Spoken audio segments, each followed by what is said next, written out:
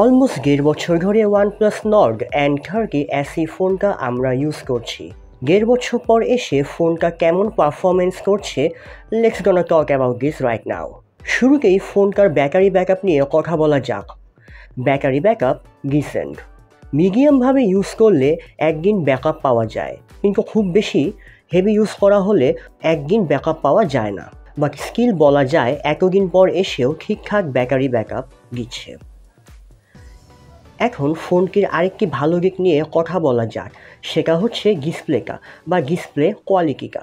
এই বাজেটের মধ্যে ডিসপ্লেটা সেরা ডিসপ্লেগুলোর মধ্যে একটি। ডিসপ্লে কোয়ালিটি খুবই ভালো, প্যানেলটি শার্প আর ভাইব্রেন্ট, আর কালারগুলো খুবই পাঞ্চি। IPS প্যানেল হওয়ার কারণে ডিসপ্লেকে অনেকটা ট্রু কালার পাওয়া যায়।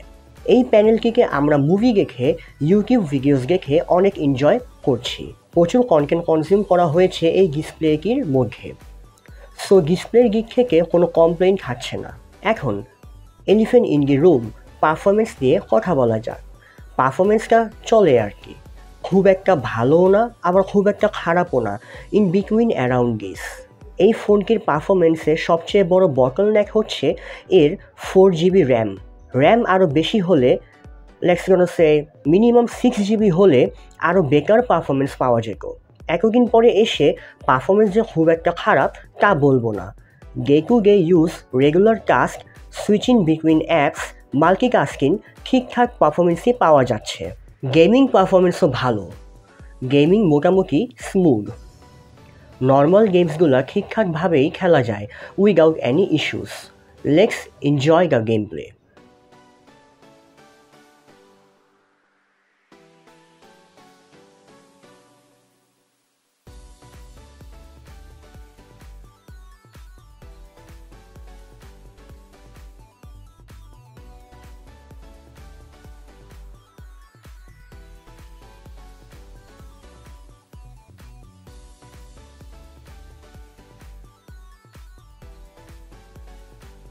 অনেকক্ষণ হেভি গেমিং করার পর ফোনটা খুব একটা বেশি গরম হয় না, মোটামুটি লেভেলের হিট হয়, যেটা স্বাভাবিক। বাট ফোনটাকে খুব একটা বেশি হেভি ইউজ করা হলে তখন ল্যাগ লক্ষ্য করা যায়। অ্যাগেন উই থিঙ্ক এটা র্যামের জন্য। হেভি ইউজ করার ট্রাই করা হলে ফোনটা কিছুটা স্লো হয়ে যায়। ফোনটার স্পিকারের কথা বললে এখনও সাউন্ড কোয়ালিটি লাউড এবং ক্লিয়ার। স্পিকারের কথা যেহেতু বলছি, কল কোয়ালিটিও loud and clear. Call drop or connection loose এর কোনো ইস্যু দেখা যাচ্ছে না। ফিঙ্গারপ্রিন্ট সেন্সর আনলকিং স্পিডটাও এখনও ফাস্ট এবং রেসপন্সিভ। এখন ফোনটির আরও একটি ভালো ব্যাপার নিয়ে কথা বলা যাক, উইচ ইজ ক্যামেরা। এই বাজেটের মধ্যে এটা বেস্ট ক্যামেরা। ছবিগুলো শার্প আর ডিটেইল, পিকচার্সগুলো ready to upload in social media type. আর অ্যাপারচার 1.8 হওয়ার কারণে লো লাইটেও অনেকটা ভালো ছবি এবং ভিডিও পাওয়া যায়। সো বলা যেতেই পারে বাজেটের মধ্যে ফোনটির পিকচার্স আর ভিডিওগুলো অনেক ভালো।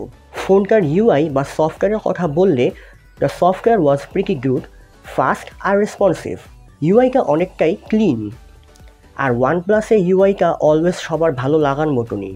UIটা যে খুব একটা ল্যাগি বা স্টার্টার আছে সেটা বলা যায় না। UIটা still good enough to use এতদিন পর এসেও।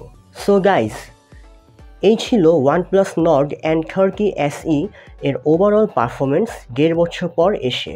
সো গাইজ, আমাদের আজকের ভিডিওটি এই পর্যন্তই। This is Akash, signing out.